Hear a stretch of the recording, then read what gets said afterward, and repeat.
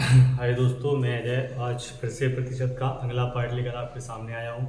पहले भाग में हमने कुछ प्रतिशत निकालना सिखाया था, जैसे प्रतिशत को भिन्न में कैसे बदलना है या साधारण से किसी संख्या का प्रतिशत कैसे निकाला जाता है। इस प्रकार के वीडियो हमने पहले वीडियो में सवाल जो है इस प्रकार के बताए थे।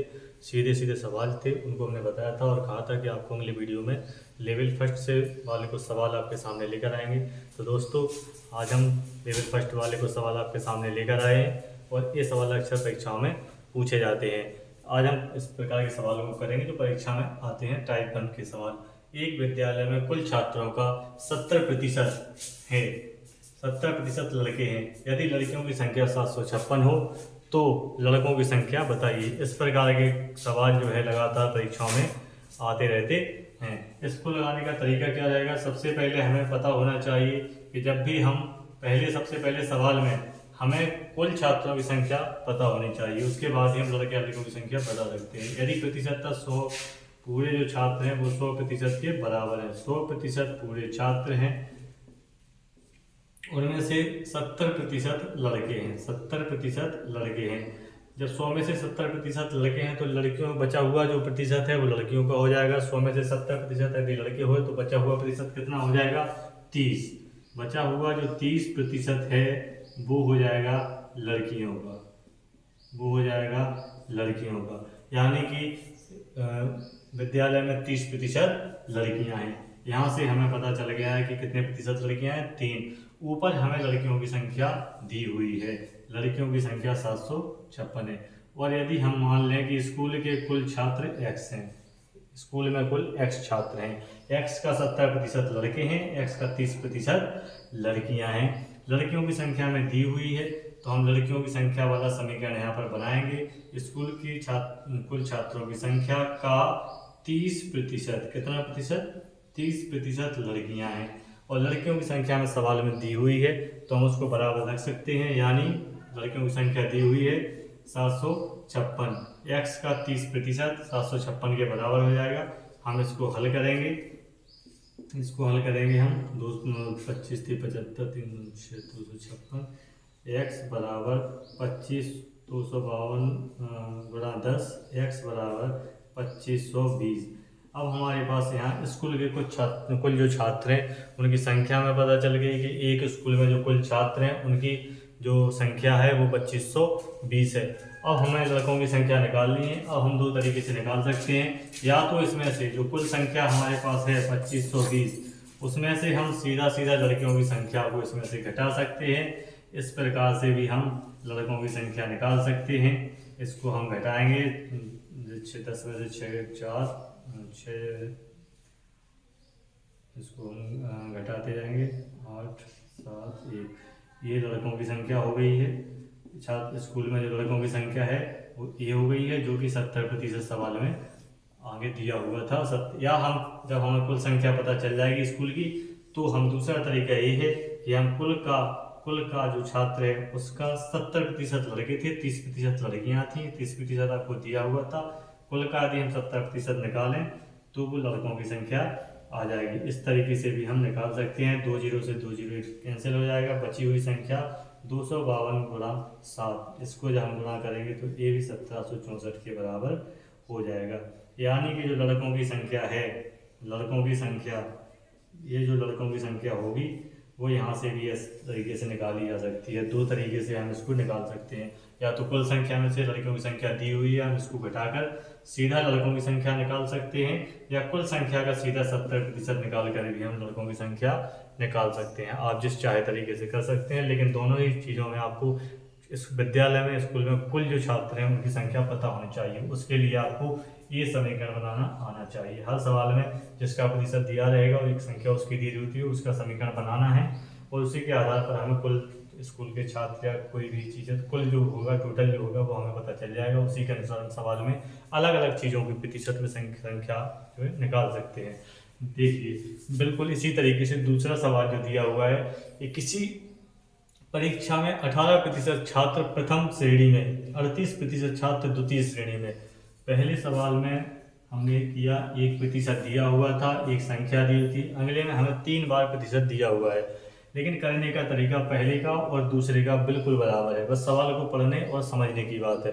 इसमें दिया हुआ है किसी परीक्षा में 18% छात्र प्रथम श्रेणी में, 38% छात्र सेकंड द्वितीय श्रेणी में तथा 24% छात्र तृतीय श्रेणी में पास होते हैं। असफल छात्रों की संख्या उसमें दी हुई है। असफल छात्रों की संख्या, सॉरी हमने यहाँ लिखा नहीं है, असफल छात्रों की संख्या 30 है, सवाल में दिया हुआ है, सॉरी। असफल छात्र जो हैं, असफल छात्र की संख्या सवाल में दी हुई है। असफल छात्रों की संख्या यदि 30 है, असफल छात्रों की संख्या यदि 30 है तो कितने प्रतिशत छात्र जो है प्रथम श्रेणी में उत्तीर्ण हुए। इस प्रकार के सवाल परीक्षाओं में आते रहते हैं। आपको साधारणतः आप कोई भी सेट पेपर उठा के देखिए, कोई भी पेपर उठा के देखिए, उसमें आपको इस तरीके के सवाल मिल जाएंगे। एक टाइप पर में ही आते हैं, बहुत ज़्यादा कठिन नहीं है, सरल है, लेकिन जिन्हें नहीं आता है उनके लिए थोड़ा कठिन उन्हें लगते हैं। लेकिन लगाने का तरीका इसका और इसका दोनों सवालों का बिल्कुल एक सा ही रहेगा।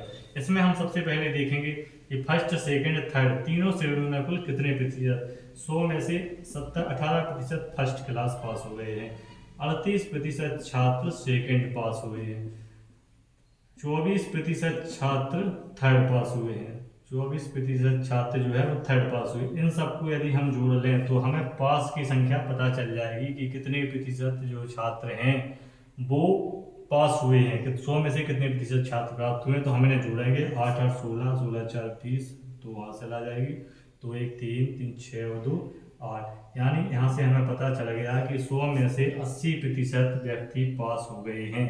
पूरे 100% जो छात्र थे, 100% छात्र जो थे, 100% छात्र में से 80% जो छात्र हैं वो पास हो गए हैं, 80% छात्र पास हो गए हैं। तो फेल कितने हुए, 20% फेल हुए। अनुत्तीर्ण या असफल जो बच्चे हैं वो 20% बच्चे मात्र फेल हुए हैं। यदि हम सवाल को देखें तो फेल वालों का प्रतिशत ना देकर उनकी संख्या दी हुई है, फेल वालों का प्रतिशत न देकर उनकी संख्या दी हुई है। सवाल में दिया है यदि असफल छात्रों की संख्या 30 है तो कितने प्रतिशत छात्र प्रथम श्रेणी में पास हुए। सबसे पहले हमें कुल छात्रों की संख्या निकालनी होगी। जब हमें कुल छात्रों की संख्या पता चल जाएगी तो पूरे छात्रों का हम 18% निकाल के फर्स्ट श्रेणी निकाल सकते हैं बच्चों की संख्या। पूरे बच्चों का 38% निकालेंगे तो हमें पता चल जाएगा कितने बच्चे द्वितीय श्रेणी में पास हुए, सेकेंड पास हुए हैं। और इसी का हम 24% यदि कुल का हम निकालेंगे तो हमें पता चल जाएगा कि कितने बच्चे थर्ड पास हुए हैं। यहाँ से हमें पता चला 20% बच्चे फेल हुए हैं। तो जो कुल बच्चे, यहाँ भी हम मानेंगे कुल, यहाँ भी हम कुल छात्र, यहाँ भी दूसरे सवाल में भी हम कुल छात्रों को x के बराबर मानेंगे। यानी हमने मान लिया कि पूरे छात्र x हैं तथा x का कितने प्रतिशत बच्चे फेल हुए हैं, 20%। कुल का 20% बच्चे फेल हुए हैं तथा ये कितने के बराबर है, कुल का 20%, यानी जो फेल की जो संख्या है कुल का 20% वो 30 के बराबर है। 30 बच्चे फेल हुए हैं, 30 बच्चे फेल हुए हैं। जो भी संख्या हमें दी रहेगी, ये प्रतिशत में दिए हुए हैं सब, जो हमें संख्या दी हुई है वो हमें देखना है कि कितने प्रतिशत के बराबर इस संख्या में दी हुई है। ये फेल का प्रतिशत में दिया हुआ है, फेल छात्रों की संख्या 30 है और हमने देखा कि फेल छात्र 20% बच्चे फेल हैं। 20% को जब हमने कुल का 20% निकाला उसको हम 30 के बराबर रख देंगे, क्योंकि कुल का 20% बच्चे ही तो फेल हैं और फेल की संख्या 30 है।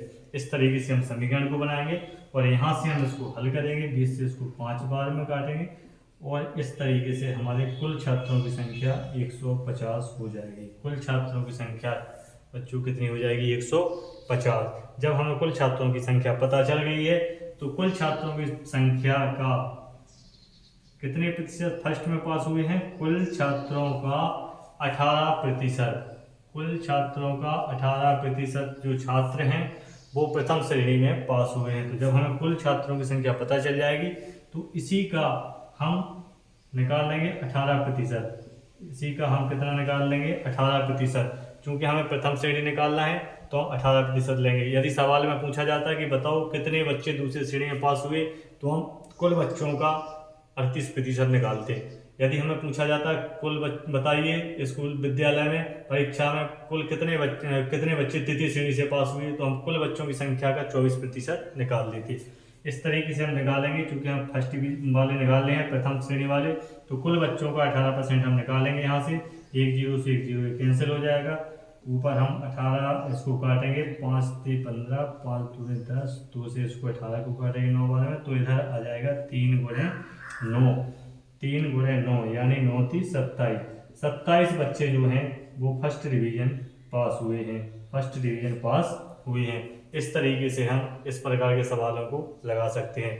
आप फर्स्ट डिवीजन भी निकाल सकते हैं, आप सेकंड डिवीजन बच्चों की संख्या भी निकाल सकते हैं। यहाँ प्रतिशत दिया हुआ रहेगा सवाल में हमेशा और आपसे संख्या पूछी जाएगी। सबका प्रतिशत दिया रहेगा, एक की संख्या आपको दी रहेगी, वो संख्या कितने प्रतिशत के बराबर है ये बस इतना सा आपको पता करना है सवाल में। और उसके बाद आपको कुल वैल्यू पता चल जाएगी, विद्यालय में कितने बच्चे हैं, किसी भी कोई भी सवाल होगा उसमें जो कुल मान रहेगा वो आपको पता चल जाएगा। जब आपको कुल मान आपको पता चल जाएगा तो उसके बाद आप फर्स्ट सेकंड थर्ड इस प्रकार से कोई भी या फेल पास वाले कोई भी सवाल आते हैं तो फेल वालों को प्रतिशत दिया रहेगा, पास वालों की संख्या दी रहेगी। तो आपको जिसकी संख्या दी रहेगी उसका बस प्रतिशत पता करना है। जिस पे पहले सवाल में हम लोगों ने किया था, इसमें हमें संख्या दी थी लड़कियों की 756 और 70% लड़के दी हुई थी। तो ये 30% के बराबर हमें पता चल गया था। हमने पूरे का 30% इसके बराबर रख दिया था और हमें कुल बच्चों की संख्या पता चल गई थी। ठीक उसी प्रकार से इसमें फर्स्ट सेकंड थर्ड बच्चे जो पास हुए हैं, पास हुए बच्चों को हम जोड़ लेंगे। उसके बाद जो बच्चे रहेंगे वो फेल श्रेणी में आ जाएंगे। बचे हुए बच्चों का जो फेल वाले बच्चे हैं उनका प्रतिशत हमने यहाँ पे देखा, तो वहाँ पे हमने देखा कि 20% बच्चे जो है 20% बच्चे जो है फेल हुए हैं और इन 20% बच्चों की संख्या हमें यहाँ पर दी गई है। जो 20% बच्चे फेल हुए हैं वो 30 के बराबर हैं, यानी कि पूरे का 20% बराबर कितने के 30 के। क्योंकि हमें संख्या फेल वालों की दी हुई है तो हमें फेल वालों का प्रतिशत निकालना है कि कितने प्रतिशत बच्चे फेल हैं। हमारा समीकरण पूरा हो जाएगा और हम आसानी से कुल बच्चों की संख्या निकाल सकते हो। जब हम कुल बच्चों की संख्या या कुल चीज़ हमें पता चल जाएगी तो हम सवालों को बड़े आसानी से लगा सकते हैं। दोस्तों इस वीडियो में सिर्फ इस तरीके के कुछ सवाल हमने बताए हैं, आगे हम और सवाल बताएंगे क्योंकि वीडियो लंबी ना हो इसलिए हम इस प्रकार के सवाल को बताया है। 2 सवालों को इस प्रकार से लगाया है और आगे के सवालों को हम अगली वीडियो में आपके सामने लाएंगे। आपको वीडियो अच्छी लगी हो तो लाइक कीजिए, सब्सक्राइब कीजिए और यदि समझ में कोई चीज़ नहीं आती है तो आप प्लीज़ कमेंट करिए, मैं उसका जवाब आपको दूंगा। बिल्कुल ही सरल भाषा में, बिल्कुल ही बेसिक जो मेथड है, लॉन्ग मेथड है, इसमें कोई भी ट्रिक नहीं है, बिल्कुल मेथड है। यदि आप इस तरीके से सीख जाएंगे तो आपको कभी भी इस प्रकार के सवालों में कोई समस्या नहीं होगी। इसमें ना कोई ट्रिक है ना ही कोई इसमें शॉर्ट फॉर्मूला है, ये सिर्फ लॉन्ग मेथड है। ये मेथड आपको आ गया तो आप निश्चित रूप से इस प्रकार के सवालों को बड़ी आसानी से कर लेंगे। Okay, thank you.